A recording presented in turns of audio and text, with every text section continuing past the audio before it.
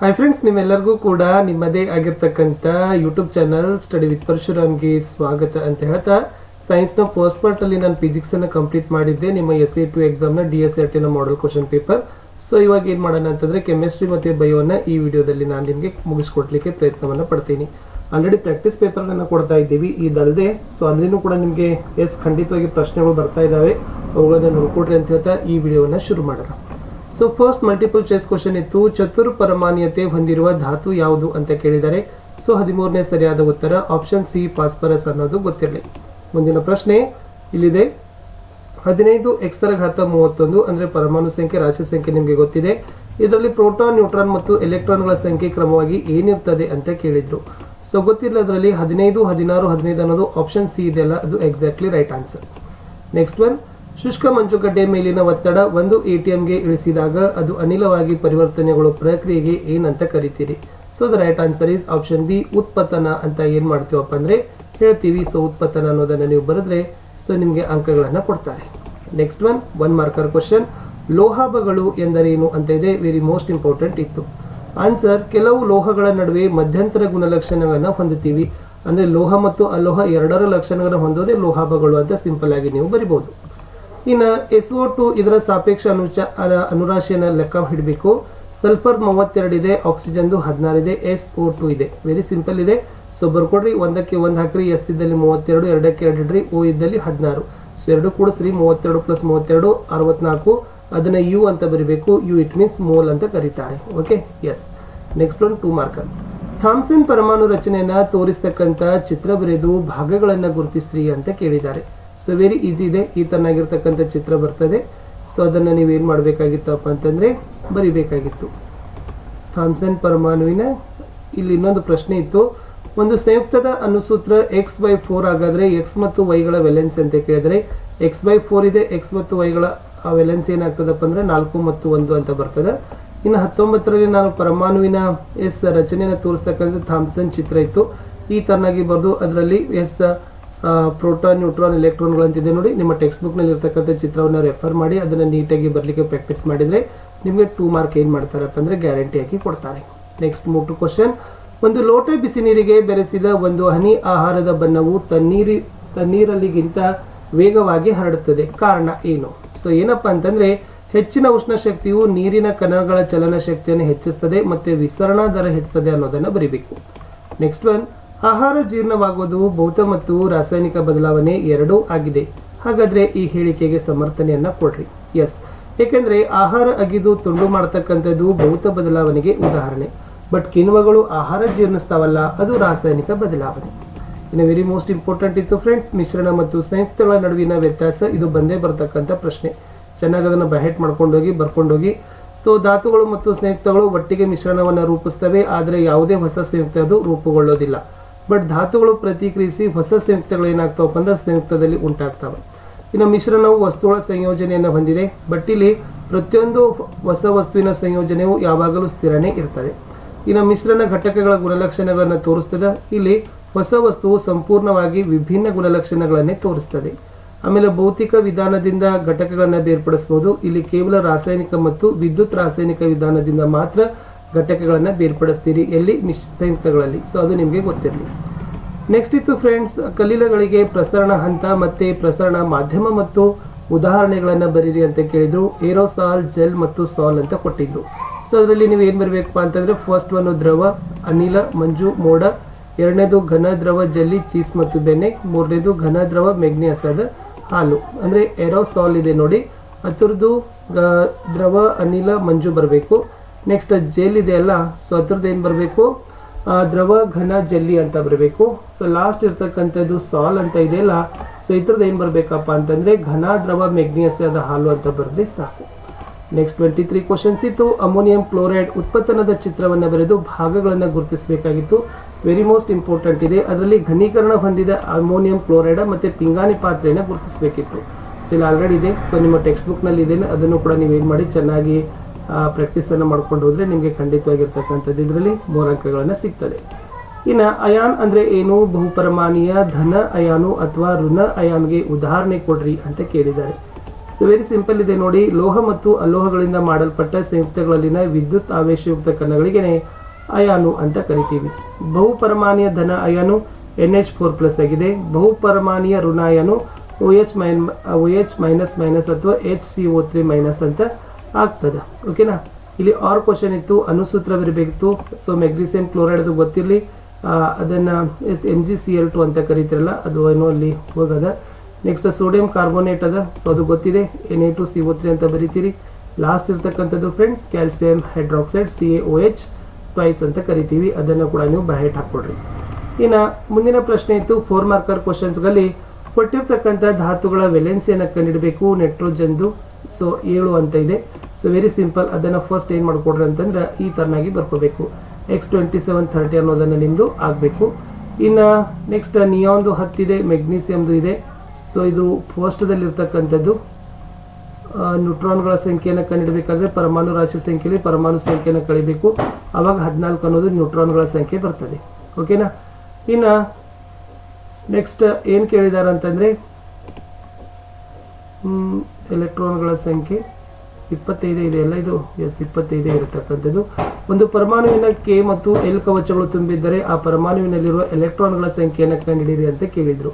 So ಎಲೆಕ್ಟ್ರಾನ್ಗಳ ಸಂಖ್ಯೆ 13. So ಅಂದರೆ K2 L8 M3 283. ಅಂದರೆ ಪ್ರೋಟಾನ್ಗಳು ಆ್ಯನೋಡ್ ಆಗಿರೋದ್ರಿಂದ ಉಗಮವಾಗಿ ರಂಧ್ರಯುತವಾದ ಕ್ಯಾಥೋಡ್ ನಾಳಗಳ ಮೂಲಕ ಹಾದು ಹೋಗುವುದರಿಂದ ಅವುಗಳನ್ನು ನಳಿಕಾ ಕಿರಣಗಳು ಅಂತ ಕರಿತೀವಿ ಅಂತ ಕೊಟ್ಟಿದ್ದಾರೆ. ಇನ್ನು ನೆಕ್ಸ್ಟ್ ಒಂದು ಪ್ರಯೋಗ ಇದೆ ನೋಡಿ. ಪರಮಾಣು ಆವೇಶಯುಕ್ತ ಕಣಗಳಿಂದಾಗಿದೆ ಎಂದು ತೀರ್ಮಾನಿಸಲು ನೀವು ಕೈಗೊಂಡ ಒಂದು ಸರಳ ಚಟುವಟಿಕೆಯನ್ನು ಬರೀರಿ ಅಂತ ಕೇಳಿದರು. ಸೊ ಒಂದು ಸರಳವಾದ ಚಟುವಟಿಕೆನ ಈ ರೀತಿ ಇತ್ತು. ಅಂದರೆ ಒಂದು ಅಳತೆ ಪಟ್ಟಿಯನ್ನು ಒಣಗಿದ ಕೂದಲಿಗೆ ಉಜ್ಜಿ ಆ ಪಟ್ಟಿಯನ್ನು ಸಣ್ಣ ಕಾಗದಗಳ ಚೂರದ ಬಳಿ ತಂದಾಗ ಕಾಗದದ ಚೂರುಗಳ ಅಳತೆ ಪಟ್ಟಿಗೆ ಅಂಟಿಕೊಳ್ತದೆ. ಏಕೆಂದರೆ ಅಳತೆ ಪಟ್ಟಿ ಏನಾಗ್ತದಪ್ಪ ಅಂದ್ರೆ ಆವೇಶಯುಕ್ತವಾಗ್ತದೆ. ಆದ್ದರಿಂದ ನಾವು ಪರಮಾಣು ಆವೇಶಯುಕ್ತ ಕಣಗಳನ್ನು ಒಳಗೊಂಡಿದೆ ಅಂತ ತಿಳಿಬಹುದು ಅಂತ ಬರೆದ್ರೆ ಅಂಕ ಕೊಡ್ತಾರೆ.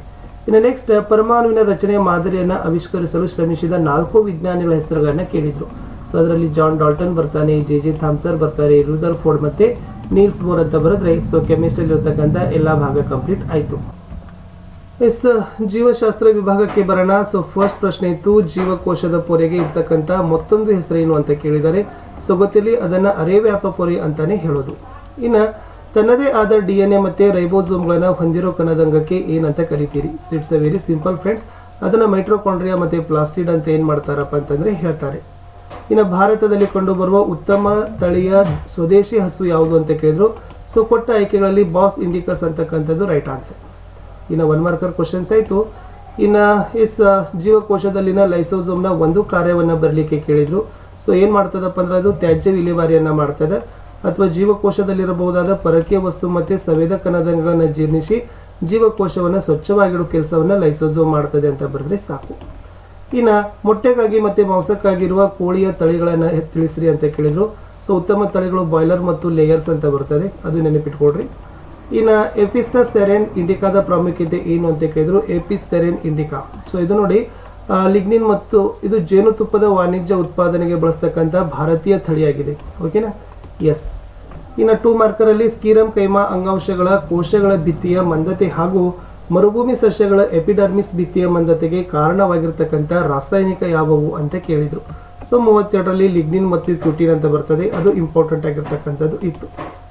ಇನ್ನು ವಿದ್ಯಾರ್ಥಿಯೊಬ್ಬ ಕದರಿನಾಕಾರದ ಅಡ್ಡಗೆರೆಗಳಿಲ್ಲದ ಮತ್ತೆ ಕೊಳವೆಯಾಕಾರದ ಅಡ್ಡಗೆರೆಗಳುಳ್ಳ ಕೋಶಗಳನ್ನು ಸೂಕ್ಷ್ಮದರ್ಶಕದಲ್ಲಿ ವೀಕ್ಷಿಸಿದಾಗ ಅವನು ಅವುಗಳನ್ನು ಹೇಗೆ ವಿಂಗಡಿಸ್ತಾನೆ ಅಂತ ಕೇಳಿದ್ರು. So it's a very simple.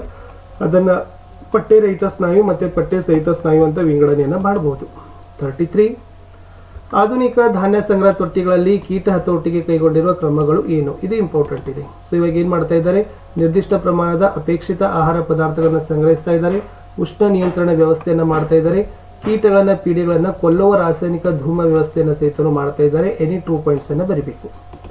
Next, ರೈತನೊಬ್ಬ ತನ್ನ ಕೃಷಿಯಲ್ಲಿ ರಸಗೊಬ್ಬರಗಳನ್ನು ಬಳಸಲು ಯೋಜಿಸಿದ್ದಾನೆ. ಅವನಿಗೆ ರಸಗೊಬ್ಬರಗಳಿಂದಾಗುವ ಅನಾನುಕೂಲಗಳನ್ನು ತಿಳಿಸಿ ಅಂತ ಕೇಳಿದ್ದಾರೆ. ಏನೆಲ್ಲ ಅನಾನುಕೂಲ ಇದ್ದಾವೆ? ಸೊ ಮಣ್ಣಿನ ಫಲವತ್ತತೆ ಕಡಿಮೆ ಆಗ್ತದೆ, ಸಾವಯವ ವಸ್ತುಗಳ ಮರುಭರ್ತಿ ಆಗೋದಿಲ್ಲ, ಸೂಕ್ಷ್ಮ ಜೀವಿಗಳಿಗೆ ಹಾನಿ ಆಗ್ತದೆ, ಜಲಮಾಲಿನ್ಯಕ್ಕೆ ಕಾರಣ ಆಗ್ತದೆ ಅಂತಕ್ಕಂಥ ಪಾಯಿಂಟ್ಸು ಬರೀಬೇಕು. ಇನ್ನು 3 ಮಾರ್ಕರಲ್ಲಿ ಜೀವಕೋಶದಲ್ಲಿನ ಜೀರ್ಣಕ್ರಿಯೆ ಮತ್ತು ಮರುಬಳಕೆಯಲ್ಲಿ ಲೈಸೋಸೋಮ್ಗಳ ಪಾತ್ರ ಅಂತ ಕೇಳಿದ್ದಾರೆ. ಸೊ ಲೈಸೋಸೋಮಿ ಬಹಳ ಬರ್ತಾ ಇದ್ದಾವೆ. ಓಕೆ, ಇದು ಜೀರ್ಣಕಾರಿ ಕಿಣ್ವಗಳನ್ನು ಹೊಂದಿರ್ತದೆ, ಜೀವಕೋಶದ ತ್ಯಾಜ್ಯ ಮತ್ತು ವಿದೇಶಿ ವಸ್ತುಗಳನ್ನು ಹೊಡಿತದ ಮತ್ತೆ ಮರುಬಳಕೆಯನ್ನು ಮಾಡ್ತದೆ ಅನ್ನೋದನ್ನ 3 ಪಾಯಿಂಟ್ಸ್ ಹಾಕಿದ್ರೆ ಸಾಕು. ಇನ್ನು ನರಕೋಶದ ಚಿತ್ರ ಕೇಳಿದ್ದಾರೆ. It's a very important friends. So ನರಕೋಶದನ್ನ ಚೆನ್ನಾಗಿ ಡಯಾಗ್ರಾಮ್ಗಳನ್ನು ಮಾಡ್ಕೊಡ್ರಿ. ಅದರಲ್ಲಿ ನ್ಯೂಕ್ಲಿಯಸ್ ಆಗಿರ್ಬೋದು, ಕೋಶಕಾಯ, ಡೆಂಡ್ರೈಟ್, ಆಕ್ಸಾನ್, ನರತುದಿಗಳನ್ನ ನೀಟಾಗಿ ಗುರುತಿಸೋದನ್ನ ಮಾಡ್ಕೊಡ್ರಿ. ಇನ್ನು ಬೆಳೆ ಸುಧಾರಣೆಗೆ ಸಂಬಂಧಿಸಿದಂತೆ ಬೆಳೆಗೆ ಸಂಬಂಧಿಸಿದ ಅಪೇಕ್ಷಣೀಯ ಗುಣಲಕ್ಷಣಗಳು ಯಾವುವು ಅಂತ ಕೇಳಿದ್ದಾರೆ. ಸೊ ಅದು ಮುಖ್ಯವಾಗಿರ್ತಕ್ಕಂಥದ್ದು ಏನಪ್ಪಾ ಅಂದ್ರೆ ಎತ್ತರ ಮತ್ತು ಅಮಿತ ಕವಲೊಡೆಯುವಿಕೆಗಳು ಬರ್ತದೆ, ಗಿಡ್ಡತನ. ಸೊ ಇವೇನಪ್ಪ ಅಂತಂದ್ರೆ ಅಪೇಕ್ಷಣೀಯವಾಗಿರ್ತಕ್ಕಂಥ ಗುಣಲಕ್ಷಣಗಳು, ಎತ್ತರ, ಕವಲೊಡೆಯುವಿಕೆ ಮತ್ತೆ ಗಿಡ್ಡತನ. ಇನ್ನು ಸಾವಯವ ಕೃಷಿ ಅಂದ್ರೆ ಏನು, ಸಾವಯವ ಕೃಷಿ ಪದ್ಧತಿಯ ಉಪಯೋಗಗಳನ್ನ ಕೇಳಿದರೆ ಇಂಪಾರ್ಟೆಂಟ್ ಇತ್ತು. ಇಲ್ಲಿ ವಿಶೇಷವಾಗಿ ನಾವು ಏನ್ ಹೇಳ್ಬೋದಪ್ಪ ಅಂತಂದ್ರೆ ನೀಲಿ ಹಸಿರು ಸೇವಲಗಳಾದ ಜೈವಿಕ ಗೊಬ್ಬರ, ಜೈವಿಕ ಪೀಡನಾಶಕಗಳನ್ನ ಬಳಸಿ ಈ ಮಿಶ್ರ ಬೆಳೆ, ಅಂತರ ಬೆಳೆ, ಸರದಿ ಬೆಳೆ ಪದ್ಧತಿಗಳನ್ನ ಅನುಸರಿಸಿ ಮಾಡ್ತಕ್ಕಂಥ ಪದ್ಧತಿಯನ್ನೇ ನಾವು ಸಾವಯವ ಕೃಷಿ ಅಂತಾನೆ ಕರೆಯೋದು. ಇಲ್ಲಿ ಕೀಟ ಪೀಡೆ ಮತ್ತೆ ಕಳೆಗಳ ನಿಯಂತ್ರಣದಿಂದ ಪೋಷಕಾಂಶಗಳನ್ನ ಒದಗಿಸ್ತಕ್ಕಂಥ ಕೆಲಸವನ್ನ ಮಾಡ್ತದೆ. Very important. ಪ್ರಾಣಿ ಜೀವಕೋಶದ ಚಿತ್ರ ಬರಿಬೇಕು, ಸೆಂಟ್ರಿಯೋಲ್ ಮತ್ತೆ ಮೆಟ್ರೋಕಾಂಡ್ರಿಯಾವನ್ನ ಗುರುತಿಸಬೇಕು. ಸೊ ಆಲ್ರೆಡಿ ಇಲ್ಲಿದೆ. ಸೆಂಟ್ರಿಯೋಲ್ ಅಂದ್ರೆ ಗೊತ್ತಿದೆಯಲ್ಲ, ಕೋಶ ಬೀಜ ಅಂತಾರೆ, ಕೋಶ ಕೇಂದ್ರ ಅಂತಾರೆ. ಸೊ ಅದನ್ನ ನೀವೇನ್ ಮಾಡ್ಬೋದಪ್ಪ ಅಂದ್ರೆ ಗುರುತಿಸಿ ಬರೀತಕ್ಕದ್ದನ್ನಾಗಬೇಕು. ಆಲ್ರೆಡಿ ಅದನ್ನು ಕೂಡ ಅವರಲ್ಲಿ ಕೊಟ್ಟಿದ್ದಾರೆ ಟೆಕ್ಸ್ಟ್ ಬುಕ್ ನಲ್ಲಿ, ಇನ್ನಷ್ಟು ನೀಟಾಗಿ ನೋಡ್ಕೊಡ್ರಿ. ಇನ್ನು ಲಾಸ್ಟ್ ನಿಮಗೆ ಹೆಸರಿಸಲಿಕ್ಕೆ ಕೇಳಿದ್ದಾರೆ. ನಮ್ಮ ಬಾಯಿಯ ಒಳಗೋಡೆಯನ್ನ ಆವರಿಸಿರುವ ಅಂಗಾಂಶ ಯಾವುದು ಅಂತ ಕೇಳಿದ್ರು. ಸೊ ಗೊತ್ತಿರಲಿ, ಅದು ಬಂದ್ಬಿಟ್ಟು ಏನಪ್ಪಾ ಅಂತಂದ್ರೆ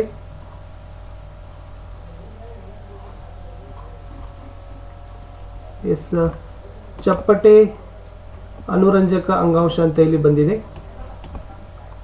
ಇನ್ನು ಸ್ನಾಯುಗಳನ್ನ ಮೂಳೆಗಳಿಗೆ ಬಂಧಿಸುವ ಅಂಗಾಂಶ ಯಾವುದು ಅಂತ ಕೇಳಿದ್ದಾರೆ. ಅದು ಸ್ನಾಯು ರಜ್ಜು ಬರ್ತದೆ. ನೆಕ್ಸ್ಟ್ ದ್ರವ ಮಾತೃಕೆ ಹೊಂದಿರುವ ಸಂಯೋಜಕ ಅಂಗಾಂಶ ಯಾವುದು ಅಂತ ಕೇಳಿದ್ದಾರೆ. ಅದನ್ನು ರಕ್ತ ಅಂತ ಕರಿತೀವಿ. ನೆಕ್ಸ್ಟ್ ಮಿದುಳಿನಲ್ಲಿ ಕಂಡುಬರುವ ಅಂಗಾಂಶ ಯಾವುದು ಅಂತ ಕೇಳಿದರೆ ಅದನ್ನ ನರಕೋಶ ಅಂತ ಕರಿತೀವಿ. ಇನ್ನು ಲಾಸ್ಟ್ ಜೀವಕೋಶದ ಶಕ್ತಿ ಕೇಂದ್ರ ಯಾವುದು ಅಂತ ಕೇಳಿದರೆ ಅದನ್ನ ಅಡಿಪೋಸ್ ಅಂಗಾಂಶ ಅಂತಾನೆ ಕರಿತೀವಿ. ಸೊ ಲಾಸ್ಟ್ ನಿಮ್ಗೆ ಏನ್ ಕೊಟ್ಟಿದ್ರಪ್ಪ ಅಂದ್ರೆ ಪಟ್ಟಿ ಸಹಿತ ಮತ್ತೆ ಪಟ್ಟಿ ರಹಿತ ಮತ್ತೆ ಹೃದಯದ ಸ್ನಾಯುಗಳ ನಡುವಿನ ವ್ಯತ್ಯಾಸಗಳನ್ನ ಕೇಳಿದ್ದಾರೆ. ಸೊ ನೀಟಾಗಿ ಅದನ್ನು ನೋಡ್ಕೊಡ್ರಿ. ಪಟ್ಟಿ ರಹಿತ ಸ್ನಾಯುಗಳಲ್ಲಿ ಉದ್ದ ಮತ್ತು ನೀಳ ಇರ್ತವೆ, ಕವಲು ಇರೋದಿಲ್ಲ, ಐಚ್ಛಿಕ ಸ್ನಾಯುದಲ್ಲಿ ಕಂಡು ಬರ್ತದೆ. ಬಟ್ ಪಠ್ಯರಹಿತ ಸ್ನಾಯುಗಳಲ್ಲಿ ಕದರಿನ ಆಕಾರ ಇರ್ತದೆ, ಕವಲು ಹೊಂದಿರೋದಿಲ್ಲ, ಅನೈಚ್ಛಿಕ ಸ್ನಾಯುಗಳಲ್ಲಿ ಕಂಡು ಬರ್ತದೆ. ಹೃದಯದ ಸ್ನಾಯುಗಳು ಕೊಳವೆ ಆಕಾರ, ಕವಲು ಹೊಂದಿವೆ, ಹೃದಯದಲ್ಲಿ ಮಾತ್ರ ಕಂಡು ಬರ್ತವೆ ಅಂತ ಬರೆದ್ರೆ ಸಾಕು. ಇನ್ನ ನೆಕ್ಸ್ಟ್ ಇತ್ತು ರಕ್ತವು ಜೀವಿಯಲ್ಲಿ ಅವಶ್ಯಕ ಸಂಯೋಜಕ ಅಂಗಾಂಶವಾಗಿದೆ, ಸಮರ್ಥಿಸಿರಿ ಅಂತ ಕೇಳಿದ್ರು. ಸೊ ಬಿಕಾಸ್ ರಕ್ತ ಹರಿಯುತ್ತದೆ ಮತ್ತೆ ತ್ಯಾಜ್ಯ ಅನಿಲಗಳು ಜೀರ್ಣವಾದ ಆಹಾರ, ಹಾರ್ಮೋನುಗಳು ಮತ್ತೆ ಪದಾರ್ಥಗಳನ್ನ ಸಾಗಿಸ್ತದೆ. ಇವುಗಳಲ್ಲಿನ ಘಟಕಗಳು ವಿಶಿಷ್ಟ ಕಾರ್ಯವನ್ನು ನಡೆಸ್ತಕ್ಕಂತೆ ಅಂತಕ್ಕಂಥ ಅಂಶಗಳನ್ನ ಬರೆದ್ರೆ ಆನ್ಸರ್ ಕಂಪ್ಲೀಟ್ ಆಗ್ತದೆ.